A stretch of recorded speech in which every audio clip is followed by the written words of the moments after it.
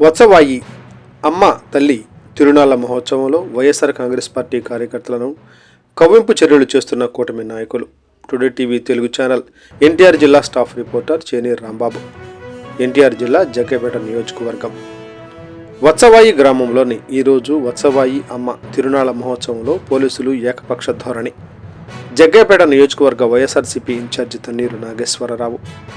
వత్సవాయి అమ్మ తల్లి తిరునాళ్ల మహోత్సవంలో వైఎస్ఆర్ కాంగ్రెస్ పార్టీ కార్యకర్తలను కవ్వింపు చర్యలు చేస్తున్న కూటమి నాయకులు. రెచ్చగొట్టే పాటలతో, చేతలతో, సైగలతో హడావుడి. కూటమి నాయకులు కనుసైగల్లో పనిచేస్తున్న పోలీసులు చూస్తూ ప్రేక్షక పాత్ర వహిస్తున్నారు. దేవుడి కాడ ఇంకెంతకాలం ఈ రాజకీయాలు? సామాన్య ప్రజలకు న్యాయం చేయాల్సిన పోలీసులు అధికార పార్టీకి తొత్తురుగా పనిచేస్తున్నారు.